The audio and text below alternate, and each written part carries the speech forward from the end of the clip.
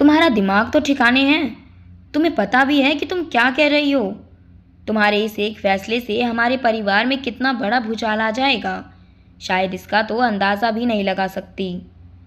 विराट ने अपने माथे पर उभर आए पसीने को साफ करते हुए आश्चर्य और गुस्से के साथ साथ कहा, रिलैक्स विराट, इसमें इतना हाइपर होने वाली क्या बात है?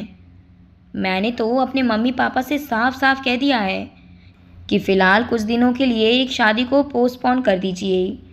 मेघा ने सिगरेट का एक कश लगाते हुए कहा, तुमने कहा और तुम्हारे घर वालों ने मान भी लिया। हमारी शादी को सिर्फ 1 महीना बचा है, सिर्फ 1 महीना।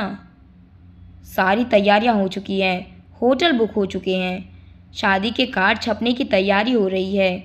ऐसे में तुम भी शादी के लिए कैसे मना कर सकती हो? विराट ने इस बार थोड़ी नाराज़गी के साथ कहा। उसकी आवाज़ में गुस्सा स्पष्ट झलक रहा था। देखो विराट, मैंने शादी से तो मना नहीं किया। मैं सिर्फ इतना कह रही हूँ कि मैं 2 सालों के लिए अमेरिका जा रही हूँ। वहाँ से लौट कर आने के बाद ही मैं तुमसे शादी कर सकती हूँ। मेरे फ्यूचर और करियर का सवाल है यार, ज़रा समझने की कोशिश करो। इतना अच्छा मौका मैं अपने हाथों से कैसे जाने दे सकती हूँ? शादी का क्या है, वह तो बाद में भी होती रहेगी। मेघा ने बड़ी लापरवाही से अपने कंधे उचकाते हुए जवाब दिया और सिगरेट का कश लगाते हुए बाहर देखने लगी। प्लीज़ मेघा, मेरी प्रॉब्लम समझने की कोशिश करो। मेरी मम्मी को ब्लड कैंसर है। वह बस कुछ दिनों के मेहमान है और उनकी आखिरी इच्छा है कि वह अपने जीते जी अपनी बहू को देख ले। उनके पास इतना वक्त नहीं है यार, मेरी मजबूरी समझने की कोशिश करो।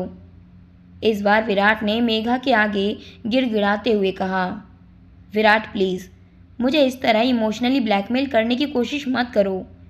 मेरी कंपनी के साथ मेरा कॉन्ट्रैक्ट है, मुझे जाना ही होगा। मेघा ने गहरी सांस लेते हुए कहा। तो विराट के चेहरे पर निराशा के भाव छा गए। क्या ऐसा नहीं हो सकता कि ये शादी हो जाए फिर तुम चली जाना? बाय गॉड, मैं तुम्हें नहीं रोकूंगा। सॉरी, इस कॉन्ट्रैक्ट में साफ साफ लिखा है कि इसके लिए अनमैरिड होना ज़रूरी है। यह उस कंपनी का रूल है। 2 साल का वक्त होता ही कितना है। मैं यूं गई और यूं आई, तब तक थोड़ा इंतज़ार कर लो प्लीज़। मेघा ने विराट की आंखों में देखते हुए उसे अपनी बात कही। बात मेरी नहीं है डियर, मैं तो ताउम्र तुम्हारा इंतज़ार कर सकता हूँ, लेकिन मेरी मम्मी, उनका क्या? हर दिन उनकी सांसें कम होती जा रही है। अगर मैंने उनकी ये लास्ट विश पूरी नहीं की तो बाद में मैंने तुमसे शादी भी कर ली तो मुझे सारी ज़िंदगी गिल्ट बना रहेगा। विराट ने दूसरी ओर अपना चेहरा घुमाते हुए अपनी बात कही। उसे ऐसा लग रहा था मानो वह रो देगा। तो फिर सॉरी, मैं फ़िलहाल ये शादी नहीं कर सकती। मेरे फ्यूचर का सवाल है। वैसे भी मैं उन लड़कियों में से नहीं हूँ जो शादी के बाद चूल्हा चौका संभालते हुए खुश रहे। मैंने इतनी पढ़ाई और इतनी मेहनत कर घर संभालने के लिए नहीं की है।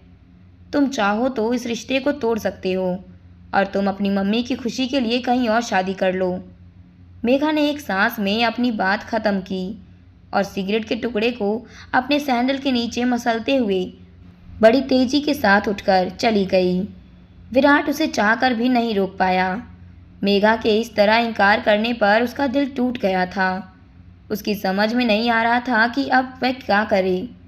एक तरफ उसकी माँ की टूटती हुई सांसें थी, जो अपने बेटे के सर पर सेहरा देखने की उम्मीद लगाए बैठी थी, तो दूसरी तरफ उसका प्यार था, जो उससे 2 साल का वक्त मांग रहा था। उसने होटल का बिल पे किया और उठकर बाहर आ गया। अपनी कार में बैठा वह सोच रहा था कि अब क्या करे। घर जाने की हिम्मत नहीं हो रही थी, क्योंकि उसकी मम्मी ने आज उसे मेघा को साथ लेकर आने को कहा था, क्योंकि शादी के कार्ड का डिज़ाइन पसंद जो करना था। तभी उसके मोबाइल की रिंग होने लगी। उसने बगैर देखे फ़ोन डिस्कनेक्ट कर दिया, लेकिन बार बार कॉल आने के बाद उसने गुस्से से बगैर देखे कॉल रिसीव किया और लगभग चिल्लाता हुआ बोला, हेलो।